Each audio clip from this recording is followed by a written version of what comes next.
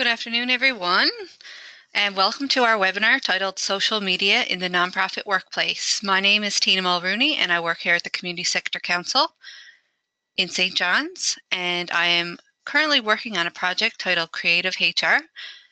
I'll tell you a little bit about that in a moment. For those that are just joining, I just wanted to let you know that there's a chat box and a question box on the dashboard that you should see, and it's down near the bottom. At any time where you have any questions, please feel free to type them in there and I will check it periodically. And if by any chance I don't answer your question, please feel free to reach out to me if you'd be more comfortable asking it at a later time. So we've got a great crowd for our webinar today. There was 41 registrants, so thanks for all taking the time to be with us today. It's a really interesting topic that we're going to be doing today. It's continuously evolving, social media is, so I can see where the interest is coming from. First of all, I just wanted to let you know that this webinar is being recorded. It's only going to be my voice that's being recorded and the slides. And I will answer any questions, but I will do so confidentially, of course. So it will be available at a later time on our website for you to view. First of all, I want to let you know that the Community Sector Council has a presence on Facebook and Twitter. So we use two social media platforms. Please follow us on Facebook and tweet about us on Twitter. If you enjoyed today's presentation, I do challenge you to tweet about us or provide some feedback on our Facebook page. Our pages are also a really great way to keep up to date on our learning events. I just wanted to also mention that we are celebrating Volunteer Week in the community sector, and we have a fantastic luncheon on March 14th. So you can check this out on our events page, and there are many other events there. We have free webinars, and we also have some other great projects going on that may be of interest to you. So our website is www.cscnl.ca, and you can just go to the top right, and click on events. As mentioned earlier, I am a HR specialist here at the Community Sector Council, Newfoundland and Labrador, and I'm working on the Creative HR pilot project. One of my objectives is to provide learning opportunities to the nonprofit sector. This webinar itself was developed as a result of requests from nonprofit organizations. My background is in the banking industry in Newfoundland and Labrador and the oil and gas industry here in Newfoundland and Labrador. I feel that these roles have really prepared me for this role at the Community Sector Council, Newfoundland and Labrador, and I'm really enjoying my time here. My educational background is human resources and employment relations. I've always had a passion for the people side of things. And with regards to the Creative HR project, CSCNL believes that investing and strengthening human resource management skills and improving labor market conditions is absolutely vital to the continued success of the nonprofit community. As you may know, human resources management plays an essential role in any organization's ability to deliver their mission, create optimal working conditions for employees, and avoid conflicts surrounding labor issues, regardless of the sector or industry. At some point through every year, community organizations must manage human resources by recruiting, hiring, and/or terminating workforce relationships with part-time, seasonal, and contractual employees. So the agenda for today is here on the screen. We will do a brief introduction on the use of social media in the nonprofit workplace, and then we are going to focus on the purpose of a social media policy. And we're going to talk about why it is so important for nonprofit organizations. And as we said earlier, social media is continually evolving. When I have presented on this topic in the past, I've had a lot of really great positive feedback, and there's so much to talk about when it comes to social media. People really find this is an engaging topic because it is so relevant. When I think about the changes that have occurred with social media in the last few years, I think about social networking sites like LinkedIn, Instagram, Twitter, Snapchat, to name a few. These sites have absolutely changed the dynamic within workplaces when it comes to managing staff, especially from a human resources perspective. This presentation will help you think about the importance of social media in your own workplaces, and it will provide insight into appropriate social media use and applicable policy. Now, I just want to highlight for you that there are some handouts attached to this presentation, and they are located on your dashboard. You'll see it says handouts 3 out of 5. I could upload up to 5 there. So what we have here is we have a Word document put into a PDF for some resources on social media policies. I included a brief YMCA social media policy from Brisbane, Australia. I think this one is a really great example of a policy. And also I have included the PowerPoint in PDF form for this presentation, should you want to review it later. I also wanted to say that after this presentation is complete, we will be uploading it to our webpage. So this address here is where you will find it, here on the bottom of the PowerPoint. You'll find that the YMCA Brisbane policy is very clear and concise, but you can have shorter or longer policies. They can be as complex as you would like and as you would need for your organizations, or as simple as you would need. So we hope to get the recording up as soon as possible, within a couple of weeks. As you develop or refine a current social media policy, it is useful to see what is out there when it comes to established social media policies suitable for nonprofit organizations. What you should be thinking about is what a social media policy means to you and your organization. Do you want a really detailed set of procedures regarding the use of social media? Or are you looking for a high-level document or something in between? Going through this presentation today should help you reflect on these questions. There are some great examples that I came across when I was doing the research for this presentation. And the for-profit examples still refer to the same areas within a social media policy. For example, some common inclusions within social media policy are statements like you must be approved to post on behalf of the organization. Another one is never ever post private and confidential information on a social media site. Always respect your stakeholder or customer privacy, and it could be client or community groups.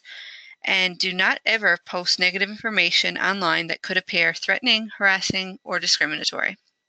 Some policies also reference other policies within their workplace, such as an organizational handbook, a privacy policy, or a conflict of interest policy. So what I'm saying here is, although the social media policy may be the newer policy, they also draw back to, their code of ethics, conflict of interest policies, different things that would also apply when taking social media into account. And Coca-Cola had a really great example. This is a for-profit organization, but they frequently engage in social media activities, which could be similar to some of your organizations. They respect the right of their employees to be engaged in social media, but they expect employees to adhere to a social media policy and other policies, such as appropriate business conduct policy. They acknowledge in their policy that you are responsible for your own actions, and anything you post will be your responsibility. You should always use sound judgment and common sense if you are an employee of Coca-Cola. They have also included a separate policy. Basically, it's a list of expectations for their online spokespersons within their social media policy. Now, I just want to make sure there's no connection issues. I don't see any questions there, so I'm going to keep going. At any time, feel free to reach out. Even if you are not a spokesperson for your nonprofit organization, when it comes to social media, you should always be monitoring the social media landscape. You should always direct any negative comments on websites to the designated person who should respond to this type of commentary. Nonprofits have not been known to receive a lot of negative posts on their website, but just keep it in mind, it could happen. The websites that do normally receive a lot of internet trolls or negative comments would be your for-profit organizations that normally deal with products or services that people pay for. But it could happen anywhere, so you always want to be monitoring your site. I always mention when I'm doing a presentation like this that you should always be conscious when mixing your personal life and your work life. Be aware that everything you put online is in a public domain, and people you work with, for example, if they're your friends or they follow you, they could have access to this information. So you want to be really careful with this. Social media is a powerful tool for nonprofit organizations. Nonprofits are using social media channels to fuel their message and cast a wide net when delivering this message in a very targeted way. Giving the audience the ability to have two-way conversations on social media has really changed the game for marketing and promoting nonprofit organizations. Social media is also important for the nonprofit's future strategy. Social media helps nonprofit organizations and individuals truly feel connected. Relationships can easily be built online, and trust is gained through the creation of these relationships. Social media can also help nonprofits increase brand awareness by keeping the nonprofit organization top of mind in the public social media domain. It can also help you educate the public and the community organizations you serve about the things that your organization does. When you are sharing content, you should share information that supports your mission, even if it means a friendly share for another nonprofit organization dealing with a related topic or issue. So we see this all the time. I'm sure as you reflect on what you've seen on social media related to nonprofit organizations, there's a lot of really great positive posting going on and sharing for other organizations. When it comes to marketing and fundraising, it is appropriate to occasionally reach out about fundraising on social media. It should not be used entirely towards your fundraising efforts, but it can be used occasionally for targeted campaigns. So social media has been known to be very useful when calls for action are needed. For example, if your nonprofit has an event where you need volunteer support, this is a really useful way by reaching out on social media to mobilize groups of people. In the cases of disaster relief that I've seen, social media has proved to be very effective. For example, in 2009, there was a Twitter event called Twestival, much like festival, that helped raise more than $250,000. So the power of the message is there.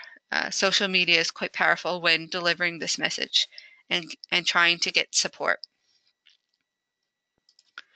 This is a statistic that is particularly interesting. Nonprofits are actually outpacing for-profit corporations and academic institutions when it comes to the adoption of social media. So that's great, really great to know.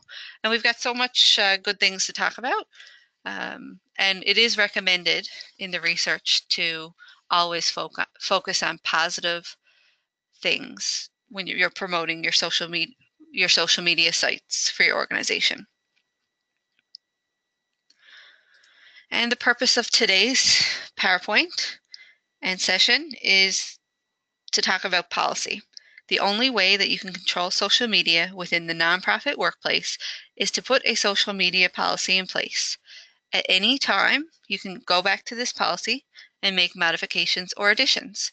So if there are people viewing today that already have a policy in place, it's never a bad idea to review the policy and reflect on some of the things that we will go through today. It's important to ensure that all staff within a nonprofit organization and volunteers, if your policy applies to them also, are aware of the best use guidelines when it comes to using social media. What is the true definition of a social media policy? A social media policy is a code of conduct that provides guidelines for employees that post content on the internet, social media in particular, as part of their job or as a private person. So yes, it includes personal and private interactions online. You may decide in your nonprofit organization to have an all-inclusive policy for social media or two different ones. You could have one for all employees and volunteers, and also a specific document for the person that actually handles the social media account. So there's nothing wrong with this. It's quite common actually, because there are specific guidelines for people to follow when posting on behalf of an organization. One of the people in our in-person learning sessions over the last year or so suggested a great tip when it comes to monitoring social media for nonprofit organizations. When you have access to a volunteer or a student intern, it would be a great opportunity and a great experience for them to help your organization in their volunteer efforts by monitoring your social media account to make sure everything looks as it should, and they can assist in notifying the person in charge of the social media account if there were, for example, some challenging comments or questions even that needed to be answered. This is a great idea, and it's an interesting idea as well, and it can create, it's an interesting task for someone to do, and they feel like they're contributing to your everyday. Before I get into the reasons for social media policy, I do recommend that you take a look at some of the content on public establishment pages. I do not think that nonprofit organizations are subject to negative feedback like these public for-profit establishments are. I actually looked up earlier a coffee chain I guess it was today or yesterday, and I viewed some of their posts. And I can guarantee you, anytime you go look at one of these type of organizations, no matter what product or service they sell, there's always, at least 200 or more comments on negative things about how they don't like the coffee, or they have absolutely nothing better to say about the coffee. So I think these people have it very different, because those that are monitoring these sites have a full-time job on their hands monitoring all the internet trolling and negative comments. We don't tend to see that as much in a nonprofit environment. So do nonprofit organizations need a social media policy? And my answer is going to be yes. There are some important reasons to put a policy in place here, and they include protecting the organization and its reputation or brand, as well as avoiding liability. Another reason why organizations need a social media policy in place is because it allows you the opportunity to formally identify the reasons why your organization uses social media in the first place. So I would imagine that nonprofit organizations would state in their policies that they use it for promoting community events, creating awareness surrounding their mission, their goals, their history of their organization, and even to provide a channel for questions surrounding some of the things that the nonprofit organization offers. Not only does social media policy help employees of a nonprofit organization properly educate the public, but it allows for staff and volunteers to learn about the organization's expectations when it comes to social media use. The goal is to be clear and concise when outlining the organization's reasons for using social media.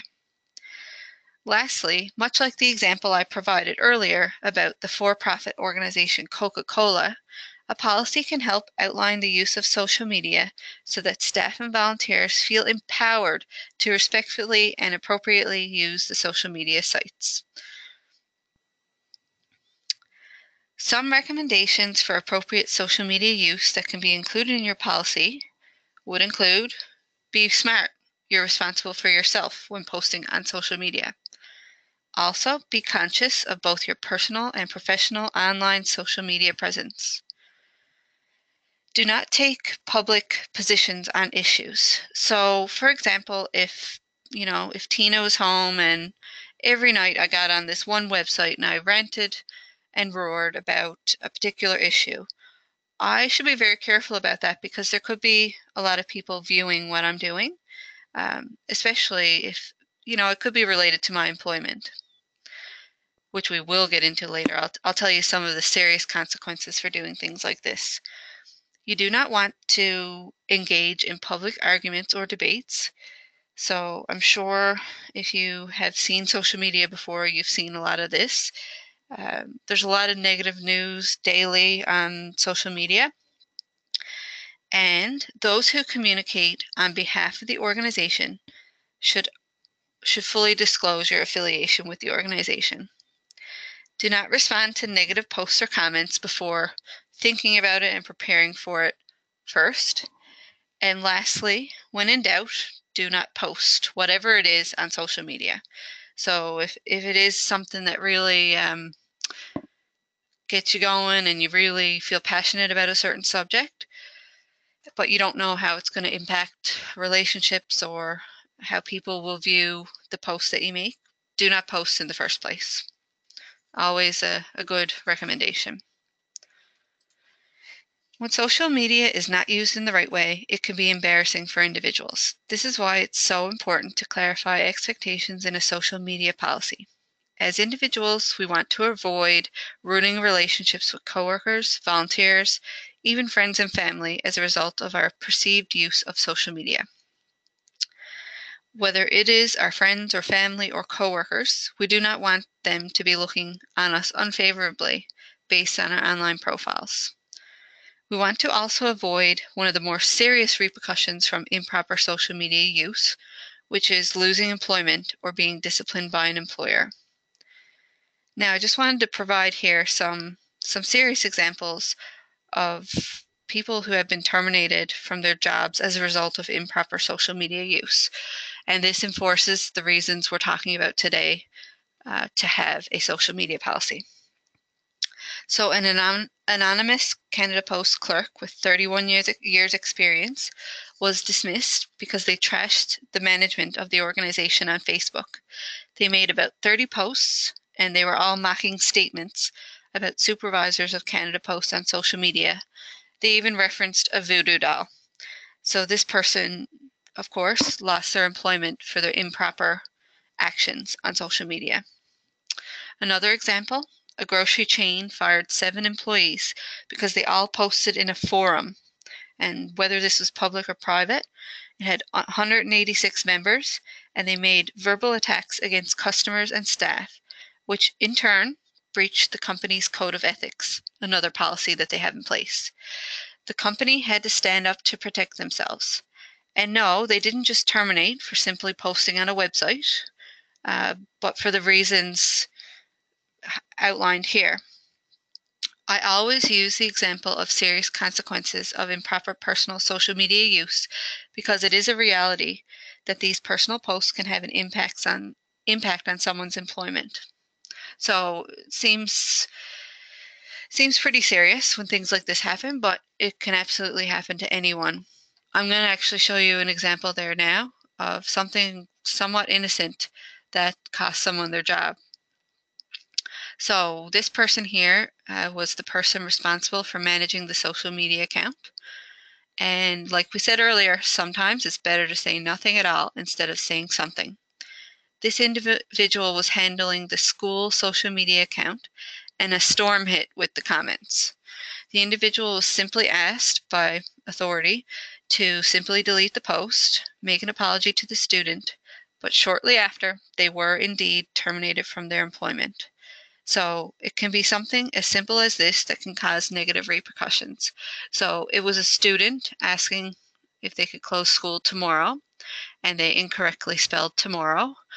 And the person responsible for the school made the comment, but then how would you learn how to spell tomorrow? Even though it has a smiley face and all this good stuff, it's definitely not an appropriate thing for someone acting on behalf of the organization. So you can clearly see, you can go totally wrong.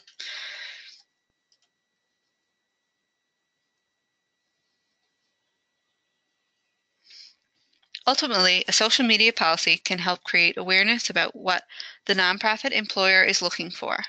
Employers are looking for respectful and professional conduct online on social media platforms. It is a reality that employers do in fact check out online profiles of their own employees or prospective employees. There was a recent article on CBC website which featured the Privacy Commissioner for Newfoundland and Labrador, and it was recommended by this privacy commissioner that employees should never check personal social media profiles to determine whether or not they are going to hire someone.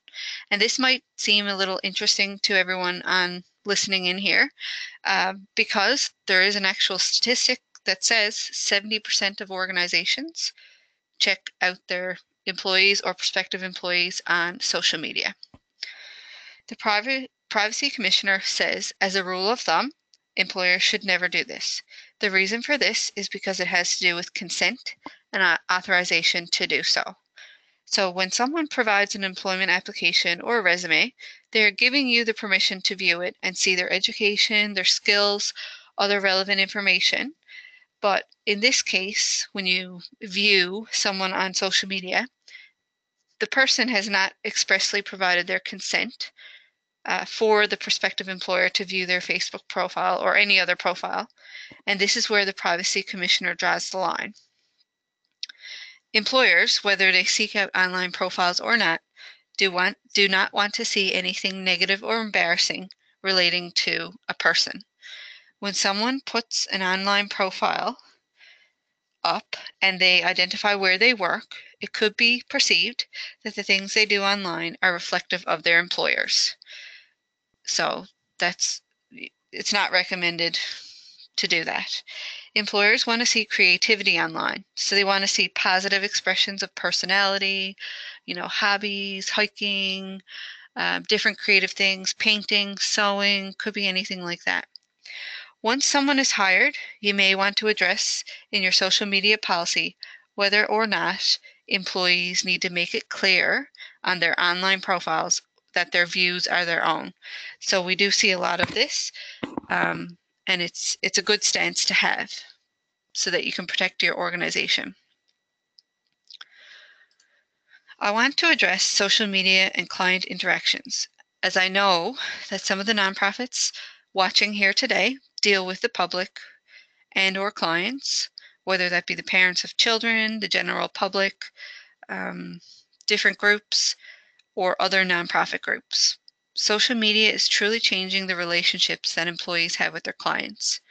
So you need to decide on the boundary line. Are you personally or professionally up to keeping connected on social media with clients or different members of the public? I'm thinking right now about a time when I worked for a human resources department, and I would frequently get friend requests on a personal account of mine from many employees that I was also responsible for managing.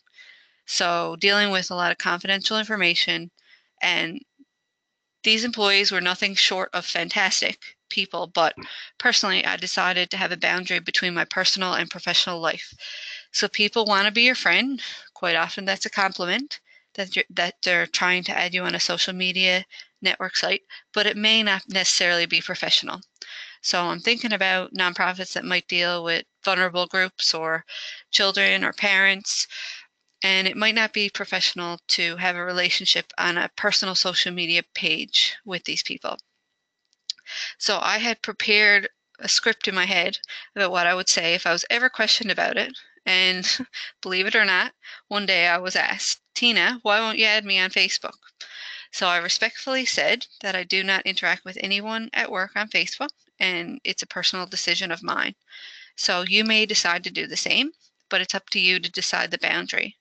And even if you feel like you've already, maybe you've added people and felt like you've already made a decision on this, you can always change that and kind of tighten up your procedures when it comes to your personal social media. As an organization, depending on the risk associated with adding clients or on a personal social networking site, you may want to include it as part of your policy that no staff are to add clients on social media sites. Actions always speak louder than words, so there are many opportunities to be using social media in a positive light as a nonprofit organization, not with all these side relationships. So that's not the point of your social media use, I am sure. Here are a few tips for creating your social media policy. And if you already have one in place, of course, these are some things to consider if you were to revise your policy. First, you want to define why your organization uses social media and what the reason is for your policy existing in the first place. For some nonprofit organizations, your social media policy is going to clearly outline for staff what they can and cannot do on social media. Some will use hard and fast rules, and others will empower their staff members to make decisions for themselves within reason and within policy surrounding your guiding principles. Does your policy fit in with a main policy, like a HR policy manual? The International Federation of Red Cross and Red Crescent Societies, for example, defines in their policy that they support their volunteers in the way they express themselves on their personal Twitter or blogs. So what they do is they empower them instead of restricting them. But this would not necessarily work for all organizations. Next, you want to incorporate and identify your values within your social media policy. It gives you an opportunity to express and communicate your values to those that follow your organization.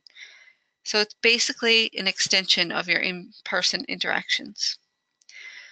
The third one here, assigning roles. When I talk about assigning roles, I mean identifying the person that will connect with your online community on social media. Who is going to be responsible for this? Will it be more than one person? How often will they post?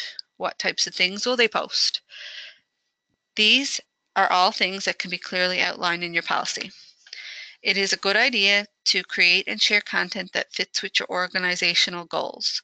You can outline this in your policy by focusing on the topics suitable for posting online. You may take the approach by where you outline what should never be posted on your social media site. You also want to consider how you will monitor your social media site at your nonprofit organization. So you want to keep in mind that you should know who will respond to any comments or inquiries on your social media site. Next, how will you protect your privacy and the privacy of others? You want to put some thought into your existing policies that deal with privacy and think about how you will control the use of photos.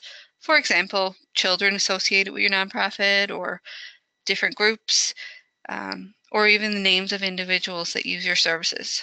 Do you need permission from these individuals? Should you be using a form to gain this permission at public events to share a picture, for example?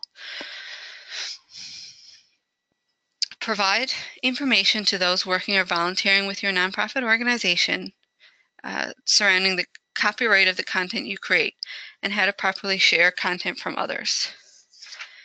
You may, for example, say in your policy that anything that is shared from someone else must always be sourced. Ensure that your staff and volunteers understand how the organizational social media policy relates to their own personal social media use. You want to ensure that the audience can distinguish personal posts from organizational posts.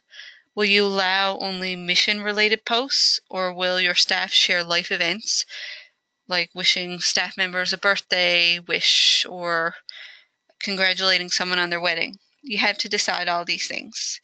And you will not fully control what your staff does in the end on their own personal time on social media. So please keep this in mind. But you may want to ask staff to adapt a strict privacy setting on their personal social media profiles. So this is another way to try to control this. Lastly, creating your policy is about taking into account all of the things on this page and creating dialogue with those responsible for the policy within your organization. This slide here relates to protecting people's privacy when creating your social media policy. If you take pictures or use quotes from events, it's a good idea to obtain permission from the people involved, whether they may be client or general public. This has become a best practice for many nonprofit organizations. So there's no problem with requesting that a permission slip be signed. And you will get people that disagree with you posting anything relating to them online, and that's okay. Okay, so I'm just looking here. A few of the above ideas are what we've talked about already. So You want to include in your social media policy the expectations for behavior. So whether this is people on their own in their own personal lives, you want to reference something relating to whether people can tell those around them in their personal accounts whether they're related to an organization. So for example, if I worked for the government or a health body in St. John's and I put this on my profile, is that okay with the organization? And especially with the use of a logo, you would want to have something in your social media policy surrounding this. And another really great way to provide examples to your employees of what's acceptable is to define and actually spell out examples for them. What's appropriate, what's inappropriate. You also want to provide information on what happens after a mistake is made on social media. And lastly, like we've seen earlier, the consequences for inappropriate behavior. We're going to see some more on this in the slides to come.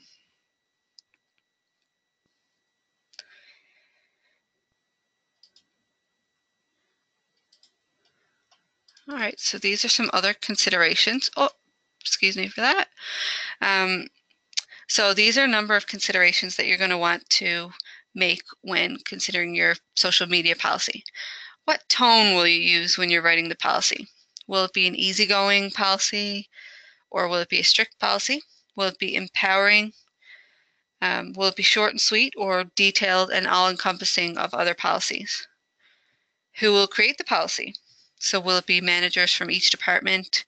Will it be employees from the whole organization, those that specifically use social media? And this is an opportunity to involve everyone in your organization to create the buy-in from staff that you need for your policy eventually. Will the policy overlap with other policies that your organization already has in place? So we mentioned this earlier. For example, a personal conduct policy, communications, or public relations policy. If so, cross-reference them. Will it be its own document as a standalone document, or will it be merged with other policies within your organization? Many organizations do have their social media policy as a standalone document, but exactly what employees do online should not violate other policies like ethics or communication standards that have been outlined in other handbooks. What's the format of your policy? So we've seen some really neat examples lately. I did want to point out one for the government of Newfoundland and Labrador. If you look up their social media policy, they actually have a really neat, clear, concise video about their social media policy to accompany their actual document that is public as well. How will you communicate your policy to employees? So even if a change is made to a current policy, you need to decide on a plan to spread the information throughout your organization. How will it be distributed? And will employees sign off on reading and understanding it? When possible, avoid a lot of legal language and try to make the policy understandable for all. Also ask if it's reasonable. So get some feedback from your staff. Does it allow for individuality or personality? And depending on the organization, this is completely different for every organization. And if you like, you can include a glossary which clarifies specific terms that might be throughout your policy. Use the policy to remind readers of the organization's culture and values so they can apply these to their own actions online. Make sure it's always clear that readers know that they are responsible for their own actions online, whether it's personal or within the organization. Decide how often that you're going to review the policy or revise the policy. And the common time frame would be 1 year. But again, you might decide to do it every 6 months. Will you offer training on your policy? So this can help you have more of an impact with your policy if you sit down with your staff or do a number of sessions depending on the number of staff that you have. And lastly, how will it be enforced? Will your organization wait until someone makes a complaint, or will there be check-ins to ensure that volunteer profiles or on social media organizational sites are appropriate. So again, it's all up to you and your organization on what you decide, but this could be different for every organization. I'm now going to provide you with some examples of social media policy that will relate to the material that we've reviewed so far. We're doing well on time. So these are going to be really great for when you construct your own policies. These type of policies would explain why some people may be dismissed from their employment as a result of improper social media use. Like we mentioned earlier, if you recall the Canada Post example and the other examples about, talking online about customers and management. The great thing about the examples on these slides is that they are relevant sample nonprofit social media policies. This one here on the screen is part of the YMCA Brisbane policy. This part on the social media policy highlights the serious consequences if the policy is not followed. As you can see, staff and volunteers can be subject to disciplinary action up to the termination of employment. It can even go further than that, and it can result in criminal or civil prosecution, depending on the severity of the infraction.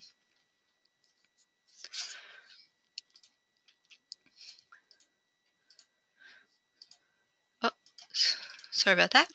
Okay, so this one here. This is the second nonprofit example of social media policy. It outlines the introduction to the policy section that we have been talking about. So you can see here in the first example on the top part of this screen from Lifeline that the policy's intent is to provide clarity on the use of social media platforms, and it applies to employees, volunteers, and supporters of the organization. The second example on the bottom here is for the Ontario College of Teachers. They speak to what I referenced a couple of slides ago, which is ensure that people know the use of social media is not limited to certain platforms. And I would also recommend here that you should put something into your policy that speaks to the ever-changing forms of social media. So you may want to say in your policy that it is not limited to those mediums that exist currently, but to those that may evolve in the future. And that's a really good point. This is a Canadian Red Cross example of social media policy. Here they provide clarity on what to do when you've clearly made a mistake when using social media.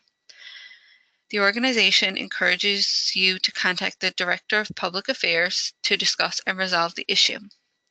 They do express that they do not want you to hide a mistake, but to highlight in the new revision and explain the update at the end. So they have specific requirements, and it leads us to believe that they're a larger organization, which many of you might know that they are, and they have people that deal directly with this type of stuff. Skate Canada outlines their stance on discipline in their social media policy. Now, this is a very detailed part of their policy, but it may be necessary. Your own policy can be as simple or as complex as you require. Given that Skate Canada is on a larger scale, they have a central Canadian office where they reference in the section here on the screen that deals with major infractions. Right here. As I mentioned earlier, it is possible that a nonprofit organization may want to reference multiple policies, which they do here within the Skate Canada policy. They reference the social networking policy, the code of conduct, the ethics policy, the dispute resolution policy, and the appeals policy. So it ties in nicely with what they're trying to say. Okay, this is another really great example of how a social media policy can outline the purpose of the policy being in place. It highlights the reasons for organizational posts on social media. So the first objective here is to highlight the mission for the Australian National Botanic Gardens. This is one of the top reasons that any nonprofit would have a presence on social media. The other objectives include reaching a diverse audience, educating and informing the audience about what the organization does, And they also use social media to respect alternative viewpoints and demonstrate that, and to learn about the community and its needs. So, all right. And here, the first example on this page is a sign-off clause within a social media policy for employees and volunteers. It is recommended that you do obtain acknowledgement from your staff and volunteers that they have read and understood the social media policy. This area also highlights the consequences of not adhering to the policy, as they say right here. When an employee selects that they agree to the policy, they're also confirming that they are aware they could face corrective action up to and including termination of employment. I also think it's a really great idea to add a signature line here, like with any policy, to confirm that employees sign it and acknowledge that they understand and have read the policy. That's a best practice that has been around for a long time. The second example on this page alerts that Communications Nova Scotia has a process in place for monitoring and updating the policy annually, excuse me. So it's just an informative statement there. And it has to do with monitoring, which we touched on earlier. All right. The Government of Alberta outlines their stance on privacy and confidentiality in their policy. They also reference other policies such as Code of Conduct and the Communications Policy, to name a few. You will find when you view the examples of social media policy in your resources, which is in the handouts, that confidentiality is a common piece to most every social media policy. So if you've never downloaded some of the handouts before, all you need to do is click on it and you should be able to download directly from this webinar. If for any reason you don't get to download it, please contact me and I'll be glad to share this with you. I can send it to your email. VRL Canada. VRL Canada requests that those following their social media policy also respect copyright, fair use, and disclosure laws. They have a general rule that when those following the policy use social media, they always credit sources by using citations or links. I really like the final highlighted portion of this statement, as it highlights that anything put online, whether it is on an organization's page or a private and personal account, it is in the public domain. So this is something for you all to consider when it comes to your social media policy.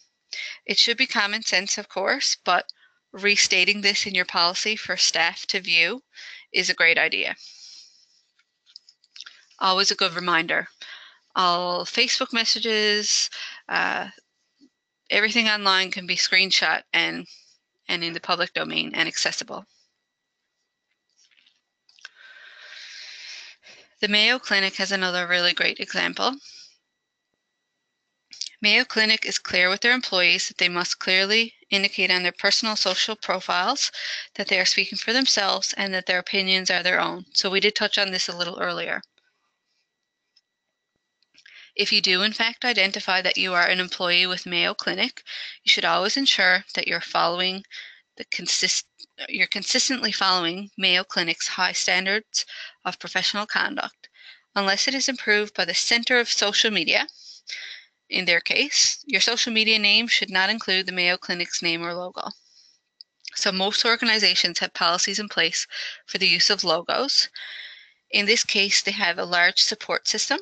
So unlike most nonprofits, they actually have a center for social media that can be called upon if needed. So this example is not necessarily the norm for many organizations, but it's just to bring awareness to what's out there. There is no real one-size-fits-all social media policy for nonprofit organizations. You'll find when you look at the resources and you reflect on this presentation that you have the flexibility to cater to your own audiences when constructing your own policy. So you might take pieces from here and pieces from there. You might look at these sample policies and be able to handpick what will be suitable in your own policy. And you may come up with something completely different than what is available here. And we encourage you to do that, of course. Nonprofit social media has its own unique elements and expectations. Nonprofits are donation-based, humanitarian focus, and sometimes member-based, and it does provide a lot of opportunity to put social media to good use. It is free marketing. The goal of putting a policy in place is to spread good news about an organization and do so in the right ways and promote their mission and goals. But it is also of help to shape a great marketing tool. And again, it is free. There are some things that you can pay for when it comes to marketing with Facebook. I know that's a really popular thing recently, and I'm not sure of the prices, but it was said that they are somewhat affordable when it comes to the prices you can see for advertising. So if that's something you're interested in, please check that out.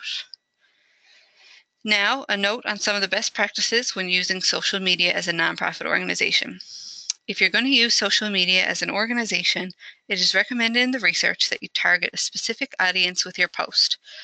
You do not need to be part of every single social media platform that's out there, as this can prove difficult to manage. For example, as an organization, you might do what we did and decide to purely focus on Facebook and Twitter at this point in time.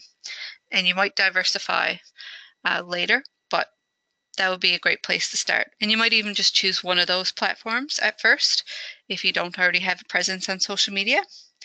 When you're trying to be creative and you're looking for content to post on your website, it has proved useful to develop targeted campaigns.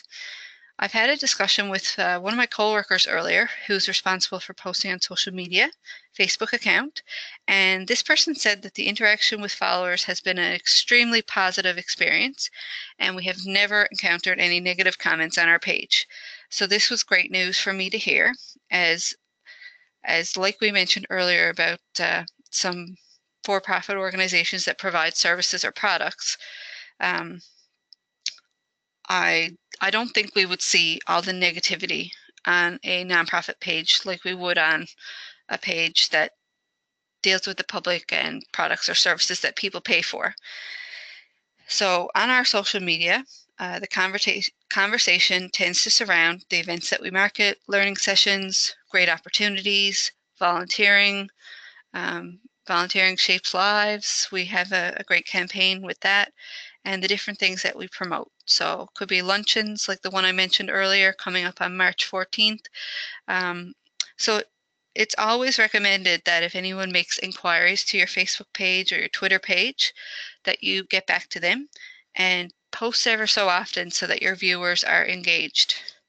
There actually are some analytics tools as well that you can access on social media sites, and they might help you in refining your social media strategy, just so that you have the best impact when using social media for your nonprofit. In the research, it has been said that you need to really understand what your followers are looking for, and you may already know this from connecting with these followers for years, many years before social media ever came into the picture. It is recommended that you should not post generic messages that do not speak to your specific collective audience. It's also recommended that you post regularly and you have regular activity on your social media page. Now, not too much, but just enough. Failing to update ever so often, so having a social media account and never updating it, could cause you to lose followers who are very important to your organization and moving forward. It is said that you should be diverse when posting content, so do not just strictly post when wanting financial time or resource commitment. Never ignore anyone's comments, and I'm sure we all know this, because people are really showing interest in your organization. Social media is a really great way to connect and create lasting relationships that are fostered by two-way communication. And we are ending with good time. I'm going to open up the floor if anyone has any specific questions or any suggestions for future sessions involving this very broad topic. Hopefully you found this helpful, And don't forget to download the handouts here on the bottom of the dashboard. Those are the resources, the YMCA social media policy, and this PowerPoint itself. Oh, I have 5 questions. I apologize for not looking at this earlier. There was just a comment about one of the slides not moving. Sometimes that happens with these presentations. The first few slides don't always move along, but thanks for letting me know. I'm just going to look here now. Bear with me.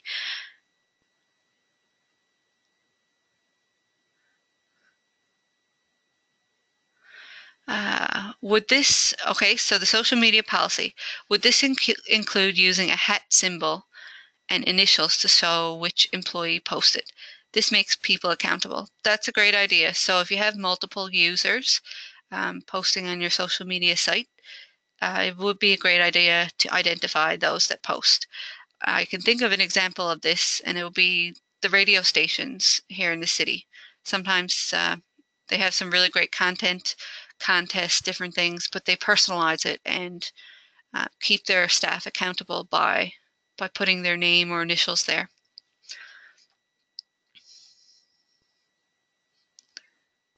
Okay, and one person asked if there would be a printout available of what we say on the use of social media. There's a PowerPoint available here, and if you needed this in a different format, I would be glad to send it to you, so please connect with me after. Another comment, just saying thanks for the presentation, great information. Thank you, took a lot of pages of relevant notes, great. And there was a comment here about a future session about communications and public relations policy. So that is something very interesting that we will definitely take into account. And Stephanie says, thanks. Nothing private about that comment. Thank you very much for joining. Would you recommend, okay, what would you recommend about a staff person who was already connected with a client before they started work with our organization? In this case, you always have the ability to make a change. So if someone was already connected to a client before they started work with the organization, it totally depends on the relationship and whether the relationship would influence anything related to their current status as an employee. So I guess there's no rules to say you can't be friends with people or you can't connect with people. But it depends on whether or not the relationship is professional or not. So please, use your own judgment with that one. But for example, if someone just unknowingly added a bunch of people on a social media site, not knowing what the policy was, and then read the policy and it advised against it, then you might want to address that. Okay, and we have another question here. Thanks for all the questions. Really appreciate it. This is more social media usage question. If we are going to stream an event online using something such as Facebook Live, how can we get consent from the potentially hundreds of people? Or will a sign upon entry alert them of the broadcast suffice? Like I did in this session, I know that it's just me talking and no one's really being identified. It wouldn't be a bad idea to obtain some form of consent. So if there's any way that you could post in your promotional materials that this event's going to be recorded or we're going to be going live,